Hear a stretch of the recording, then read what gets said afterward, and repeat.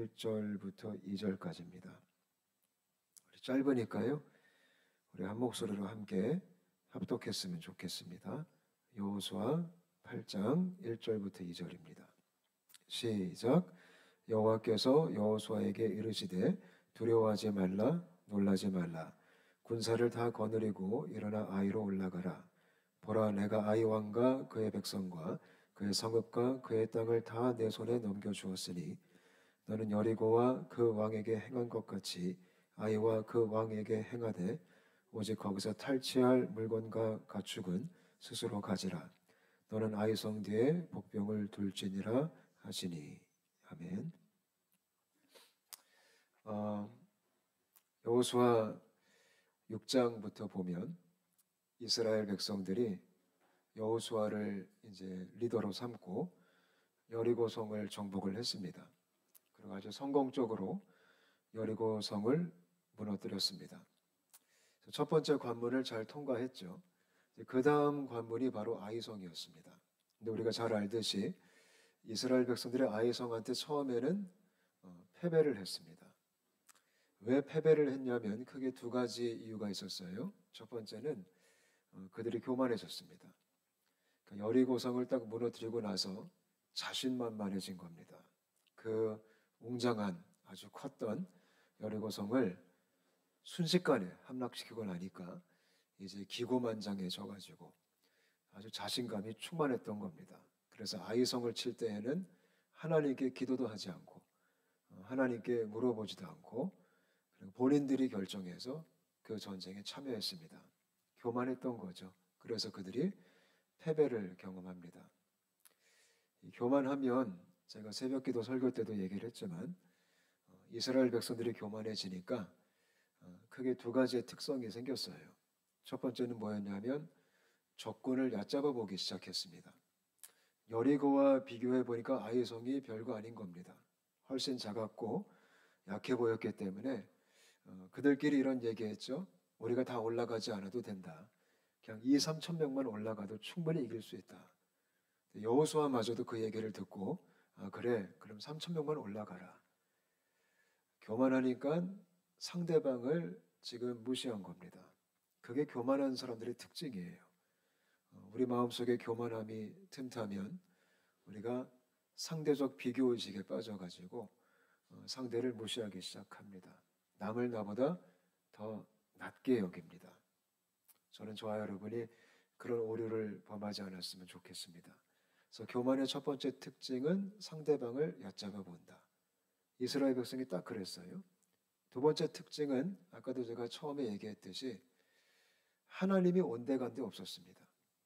여러분이 여호수아 7장을 읽어보면 아이성 전투에 있어서 특이한 게 있는 게 여호와 하나님의 이름이 등장하지 않습니다. 그들이 이제 정탐꾼을 보내서 둘러본 다음에 결론을 내리죠. 우리끼리 충분히 싸워 이길 수 있다. 하나님의 이름이 한 번도 언급이 안 되죠. 그게 교만함의 특징입니다. 내가 내 힘으로 할 수 있어.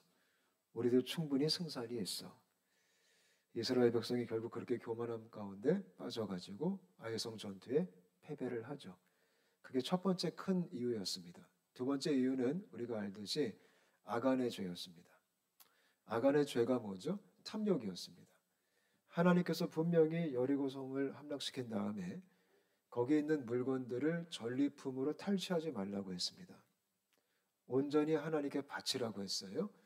근데 이스라엘 백성들이 특히 아간이 그 하나님 명령에 불순종을 했습니다. 탐심에 눈이 어두워져 가지고 이제 탈취를 하고 숨겨뒀죠.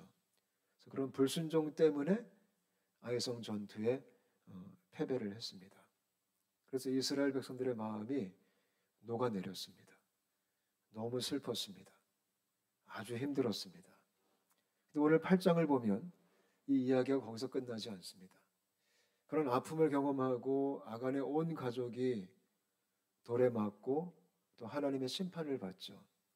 근데 그 다음에 그렇게 지금 낙심한 백성들에게 여호수아 8장을 보면 하나님이 다시 등장을 하십니다. 이것이 하나님의 은혜입니다. 믿으시죠?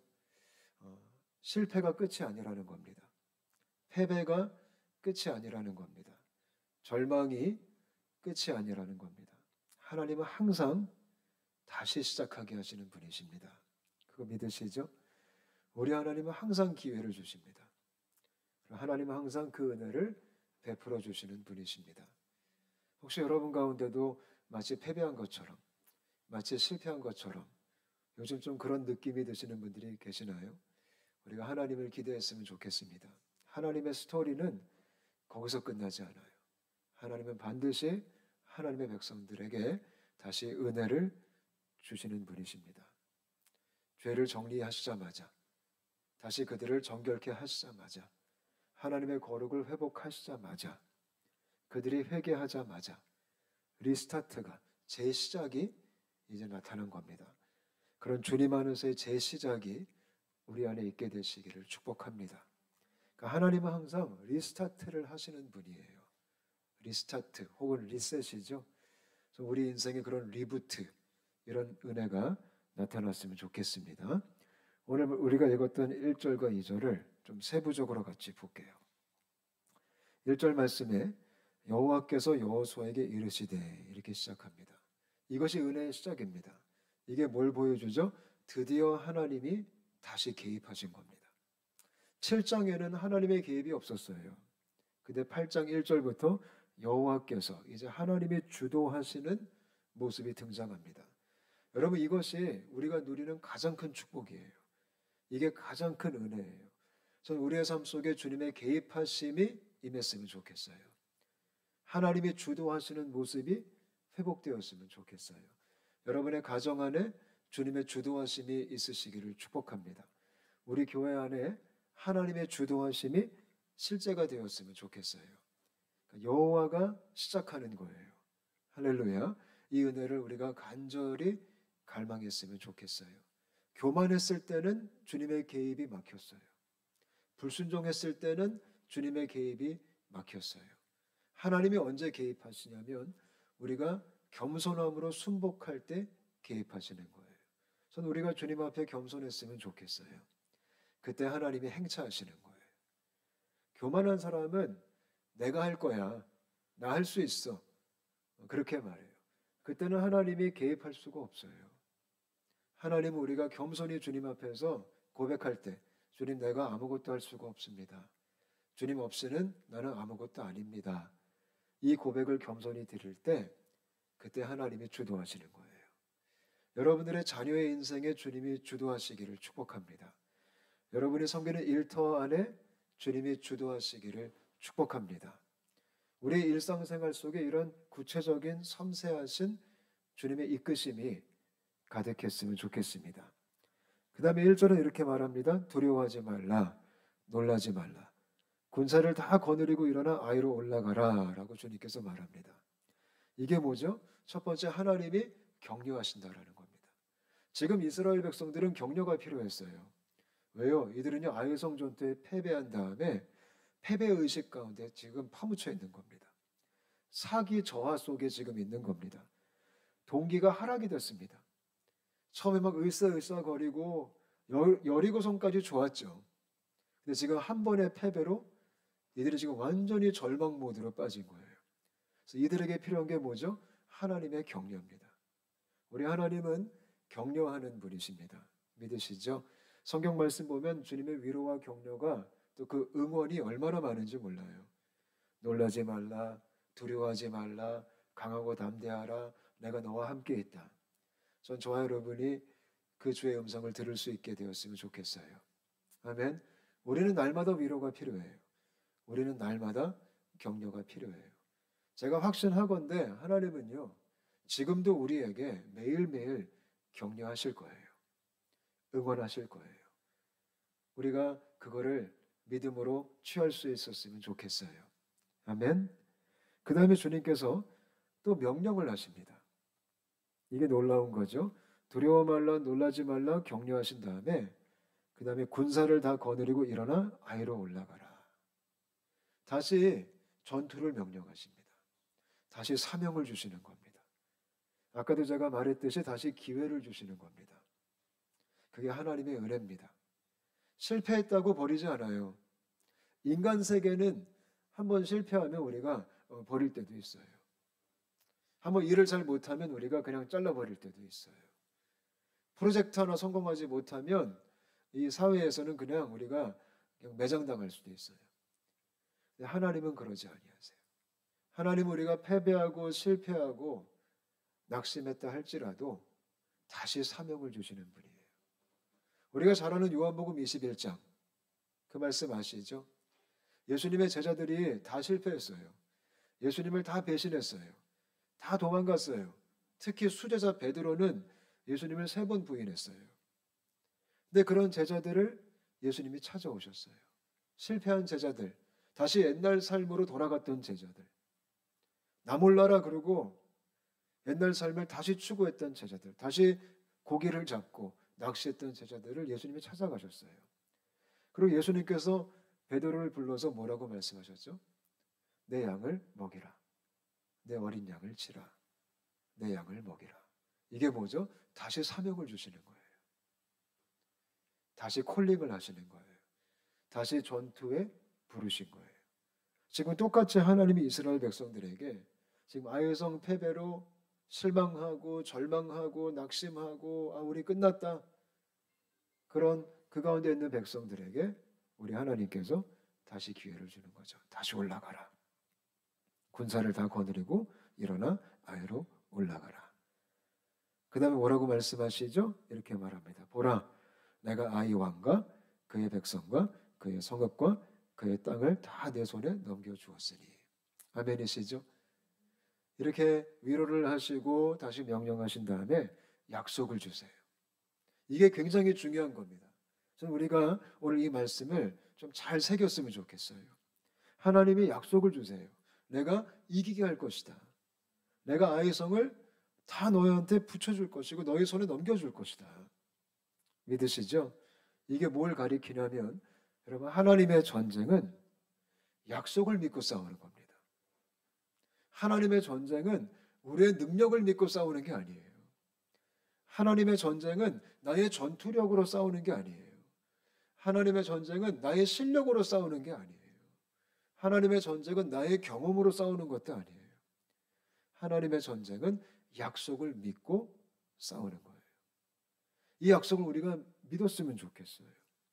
어떤 약속을 하시죠? 이미 끝났다라는 거예요. 내가 이미 넘겨줄 것이다. 승리가 보장됐다. 여러분, 우리의 싸움은요, 우리의 전쟁은 이긴 싸움을 싸우는 거예요. 그래서 우리가 이거를 확실하게 믿었으면 좋겠어요. 영적 전쟁에 2가지 원리가 있어요. 영적 전쟁은 믿음의 싸움이요, 순종의 싸움이에요. 지금 백성들이 해야 될 게 2가지예요. 이 약속을 믿는 거하고 그걸 믿기 때문에 순종하는 거예요. 아이성에 올라가는 거예요. 그래서 우리 가운데 이런 믿음과 순종이 있었으면 좋겠어요. 믿음과 순종은 동전의 양면이에요. 믿음이 있기 때문에 순종하는 것이고 순종을 왜 해요? 믿기 때문에 하는 거예요. 그래서 우리가 이런 믿음의 양면이 있게 되시기를 바라요. 할렐루야. 우리의 싸움은 이미 이겼어요, 졌어요? 이미 이긴 거예요. 신약 성경에도 예수님께서 너희가 이미 세상을 이겼노라. 우리 이기려고 싸우는 게 아니에요. 우리는 이겼기 때문에 싸우는 거예요. 담대함이 있었으면 좋겠습니다. 아멘. 그러니까 결과물을 내가 내는 게 아니에요. 결과는 이미 결정된 거죠. 우리는 믿고 순종하면 되는 거예요. 우리 공동체가 그런 공동체가 되었으면 좋겠습니다. 그러니까 교회는 이미 승리한 공동체예요. 이미 주님이 교회에게 승리를 말씀하셨어요. 우리가 최근에 필리핀 단기 선교를 다녀왔어요. 단기 선교를 갈 때 어떤 마음으로 갔어야 될까요? 가서 우리 승리하게 해주세요. 가서 사역을 성공적으로 하게 해주세요. 물론 그것도 중요하지만 이미 우리 승리했다. 가서 승리를 보게 해주세요. 가서 주님의 영광을 보게 해주세요. 가서 주님이 어떻게 승리하셨는지 우리가 확인하게 해주세요. 우리가 출근할 때도 마찬가지겠죠. 그 치열한 일상의 전쟁터 속에 갈 때 거기서 내가 승리해야지. 내가 잘 싸워서 한번 이겨봐야지. 그게 아니라 이미 승리를 주신 주님을 믿고 그 땅을 밟는 거예요. 바로 거기서 승리하신 주님을 만나는 거예요. 저는 우리의 일상 현장이 승리의 주님을 만나는 현장이 되었으면 좋겠어요. 아멘. 그래서 우리 마음은 편할 수 있어요. 이 전쟁에 임하는 이 크리스천들의 마음이 그런 평안함이 있게 되시기를 바랍니다. 그래서 어떻게 보면 우리 주님께서 가장 많이 인사하시는 인사 내용이 뭐죠? 샬롬이에요. 샬롬. 평안하라. 평안하라. 이게 그냥 근거 없는 평안함이 아니에요. 약속을 근거한 평안함이에요. 우리 가운데 그런 샬롬이 있었으면 좋겠습니다. 2절 말씀. 너는 여리고와 그 왕에게 행한 것 같이 아이와 그 왕에게 행하되 오직 거기서 탈취할 물건과 가축은 스스로 가지라. 독특하게 말씀하십니다. 첫 번째는 이제 아이성에 올라갈 텐데 여리고처럼 해라 이렇게 말해요.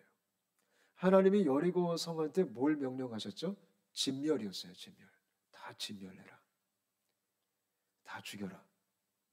참 무서운 명령이죠.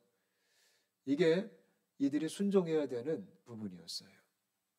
하나님은요 거룩하신 분이에요. 하나님은 공의로우신 분이에요. 하나님은 세상과 섞일 수가 없어요. 하나님은 요즘도 우리들에게 진멸을 명령하세요. 세상과 섞이지 말아라. 타협하지 말아라. 세속화되지 말아라. 그들과 함께 걷지 말아라. 전 저와 여러분이 이 말씀에 순종했으면 좋겠어요. 아멘. 여러분 믿음은요 신앙은요 다양할 수가 없어요. 우리는 한 가지 진리가 결론이 되는 거예요.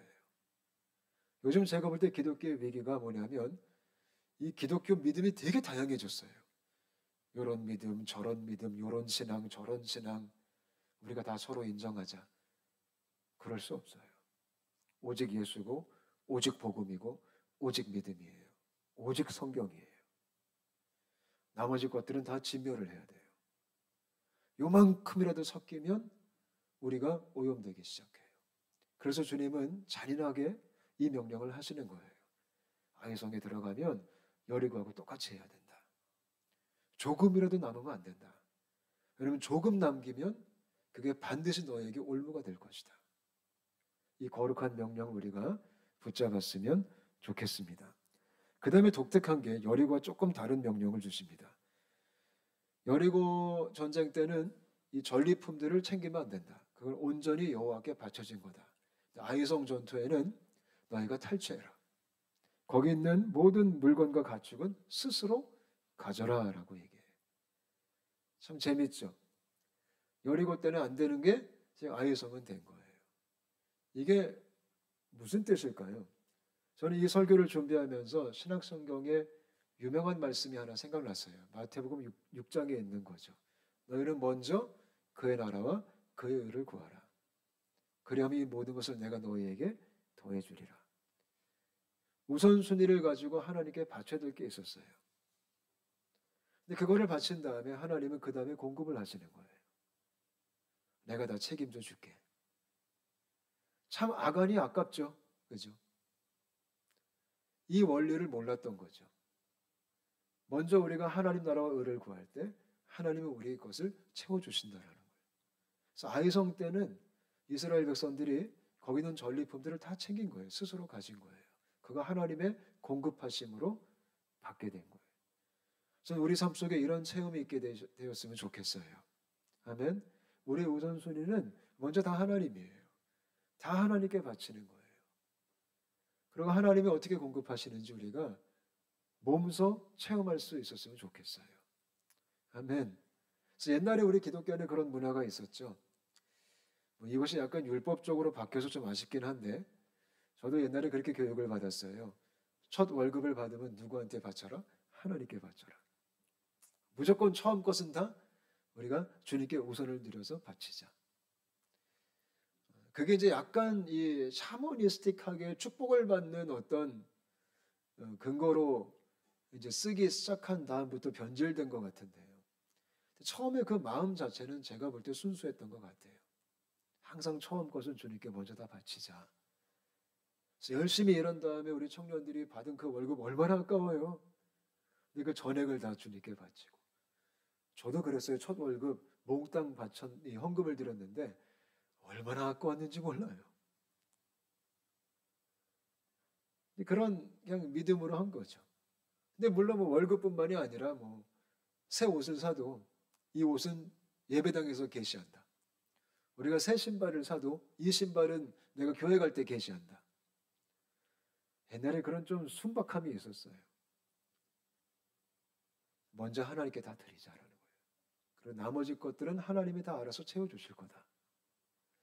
우리가 그런 믿음으로 살았으면 좋겠습니다. 그러면 하나님이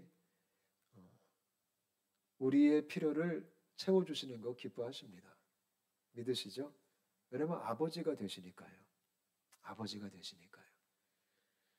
우리 자녀를 키우시는 분들 다 아시잖아요. 우리가 자녀를 필요한 거 채워주는 거 좋잖아요. 말하지 않아도 필요한 거 다 알아서 채워주잖아요. 그죠? 되게 애들이 요구하는 것은 필요 없는 거거든요. 근데 부모들은 필요한 건 다 알아서 주잖아요. 뭐 애들이 밥 달라 그러면 밥 줘요? 그냥 시간 되면 밥 주잖아요. 애들이 뭐 양말 사달라 그러면 양말 사주세요? 빨래 개다가 양말 사줄 때가 됐네? 그리고 양말 사주잖아요. 마찬가지로 하나님도요. 다 그렇게 우리의 필요를 채워주시는 거예요. 그걸 우리가 신뢰했으면 좋겠습니다.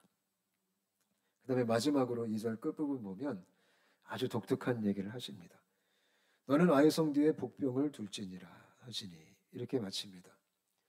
지금 아이성 전투를 친히 주님께서 이제 지도하시고 주도하시면서 전략을 알려주십니다. 독특한 전략을 알려주십니다.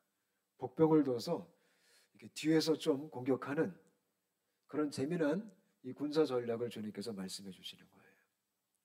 이렇게 섬세하게 구체적으로 하나님이 이끄시는 겁니다.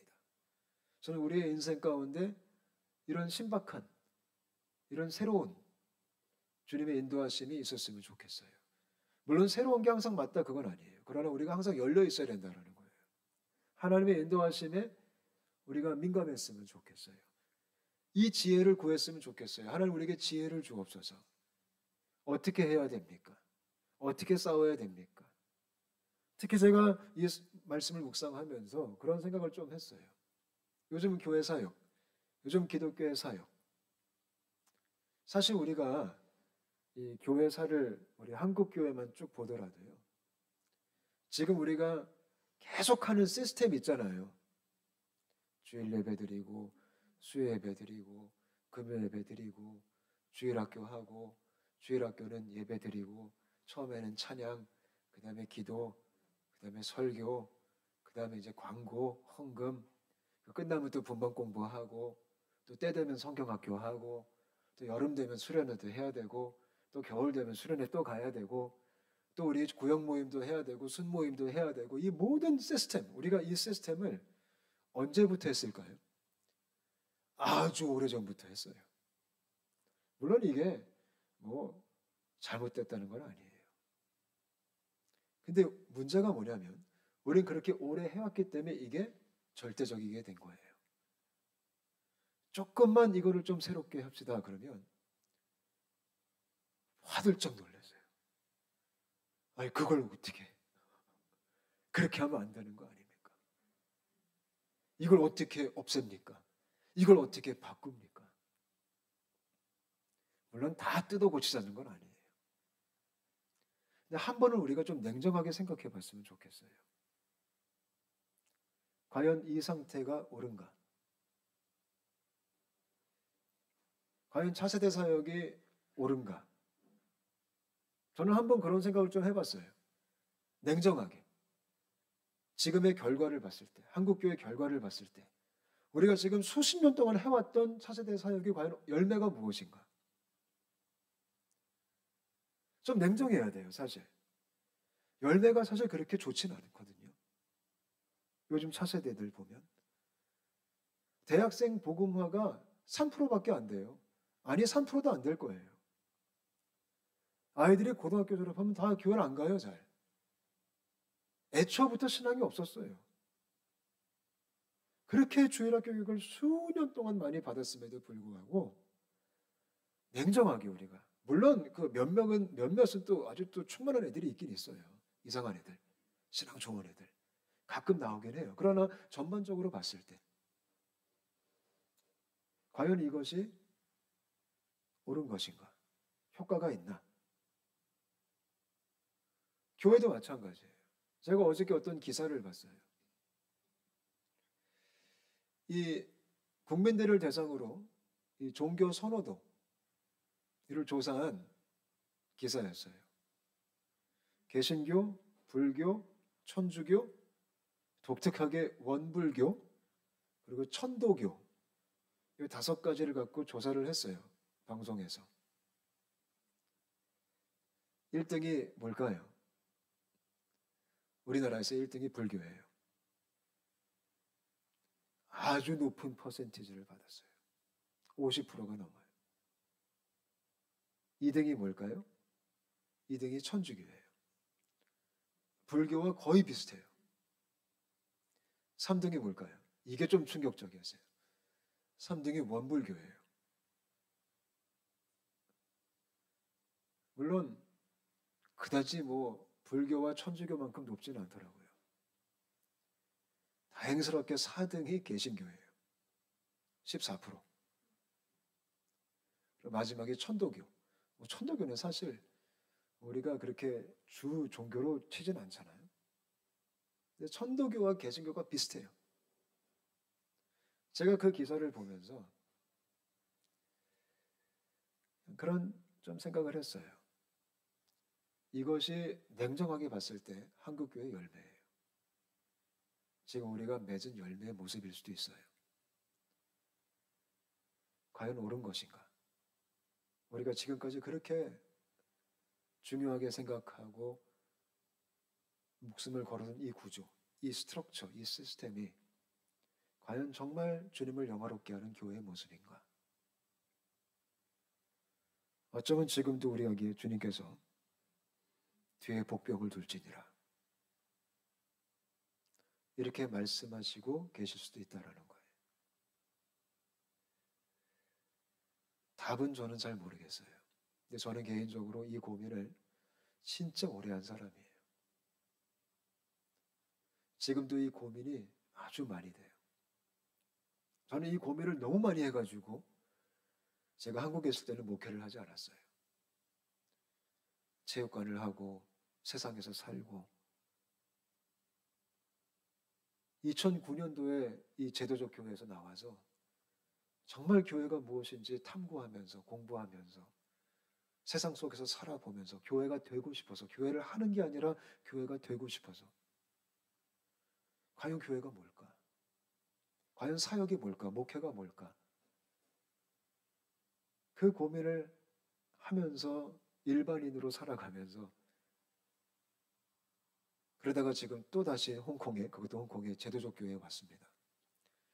다시 고민이 시작돼요. 우리가 어떻게 해야 될 것인가? 새 술은 새 부대에 담아야 돼요. 우리가 아까 찬양했죠. 나 주님의 기쁨 되기 원하네. 나의 마음 새 부대가 되게 하여 주사. 주님께서 말씀하셨죠. 새 술은 헌부대에 담을 수가 없다. 왜요? 헌부대에도 터질 것이고 술도 버리게 될 것이다. 새 술은 새 부대에 담아야 된다. 이 당시에 얘기했던 헌부대는 그들이 지켰던 율법주의예요. 율법적 가치, 그 사고들, 바리새인 중심의 그 유대교의 그 모습. 거기에 예수 그리스도의 복음을 담을 수가 없는 거예요. 거기에 주님의 가르침을 담을 수가 없는 거예요. 근데 요즘 비슷해진 것 같아요. 우리가 고집하는 게 많아졌어요. 이건 해왔던 겁니다. 이렇게 해야 됩니다. 이게 맞습니다. 절차가 중요합니다. 이건 우리의 전통입니다. 어쩌면 요즘 현대교회가 점점 바리새적으로 바뀌는 것 같아요. 그래서 복음을 담아낼 수가 없는 복음의 가치를 그 초대교회에 있었던 그 놀라운 생명력을 담아낼 수가 없는 그냥 터져버리는 감당이 안 되는 저는 저희 원사랑 교회가 새 부대의 교회가 되었으면 좋겠어요. 이거를 함께 기도하고 함께 주님의 지혜를 구했으면 좋겠어요. 헌부대를 포기하는 거는 되게 무서운 거예요. 왜냐하면 사람의 익숙함을 떠나버리는 게 공포스럽거든요. 근데 어쩌면 이 마지막 때 하나님께서는 교회가 그런 결단을 하기를 원하는 거예요. 아멘. 때로는 우리가 목숨처럼 지켰던 것들이 이 놀라운 복음의 생명력을 막을 수도 있다라는 거예요. 성령의 역사를 제한할 수도 있다라는 거예요. 복병을 들지니라. 주님 그럴 필요 없습니다. 만약에 이스라엘 백성들이 그랬더라면. 근데 한 번 패배하고 나서 보니까 정신이 번쩍 든 거예요. 그렇게 하자. 저는 한국교회가 우리 공동체도 마찬가지고 주님의 주도하심 속에 주님의 방식으로 싸우는 공동체가 되었으면 좋겠어요. 그래서 우리의 삶을 통해서 주님의 승리가 선포되었으면 좋겠습니다. 아멘. 말씀을 다시 좀 결론을 내리겠습니다. 오늘 설교에 가장 중요한 것은, 우리의 기도 제목으로 삼고 싶은 것은 하나님의 개입하심의 회복입니다. 주님의 개입하심이 회복되게 하여 주옵소서. 그게 제가 볼 때 가장 큰 오늘의 기도 제목입니다. 하나님, 우리의 가정 안에, 우리의 교회 안에 하나님이 개입해 주세요. 우리 온사랑 교회 안에 하나님이 개입하셨으면 좋겠어요. 아멘. 이게 절실합니다. 그죠? 우리가 어쩔 수가 없어요. 한국교회 하나님이 개입하셔야 돼요. 우리가 어떻게 할 수가 없어요. 지금 대책이 없어요. 주님만이 대안이세요. 여러분 개개인의 삶도 마찬가지예요. 하나님이 개입하셨으면 좋겠어요. 자녀분들 때문에 기도하는 분들 많이 계시죠? 하나님이 개입하시도록 기도하셨으면 좋겠어요. 주님이 주도하시면 끝나는 거예요. 아멘. 그래서 같이 이 시간 그 기도 제목으로 주님 앞에 나아갔으면 좋겠습니다. 우리 합심해서 같이 한번 기도하겠습니다. 같이 기도하실 때 이스라엘 백성들이 아예